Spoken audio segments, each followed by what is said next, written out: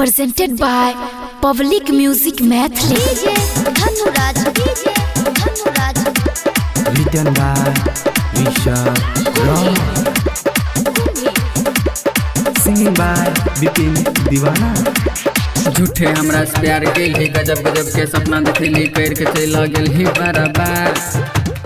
सुन के ना हम रहे छियो गम के ना तोर सहे छियो आबै छो जब जानू तोहर याद गावा गावा बिया। झूठे हमरा से प्यार तू कैली गजब गजब के सपना देखली कर के चला गेल ही बराबर। गजब बिया सुन के ना हम रहे छियो गम के ना तोर सहे छियो आबै छो जब जानू तोहर याद। तू ससुरा में लठाई बीमार जागे कनै छियो पी के हम गा जागे। तू ससुरा में लठाई बीमार जागे कनै छियो पी के हम गा जागे।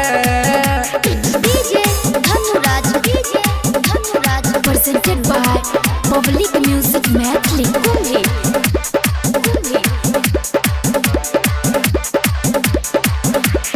जिंदगी हमर करके तू सुमसान गे मुस्का के चल गेलही साई संगे जान गे। जिंदगी हमर करके तू सुमसान गे मुस्का के चल गेलही साई संगे जान गे। तू ससुरा में लठाई बीमार जागे कनै छियो पी के हम गा जागे।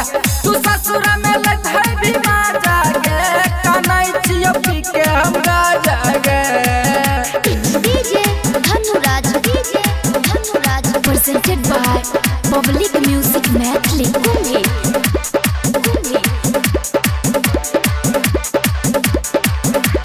पी पी के भे गेल पगला के हाल गे कैन कैन के भे गेल आँख दुनू लाल गे।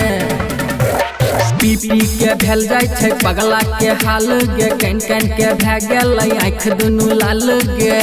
तू ससुरा में लठाई बीमार जागे कनै छियो पी के हम गा जागे। तू ससुरा में लठाई बीमार जागे कनै छियो पी के हम गा जागे। Presented by Public Music Mathli.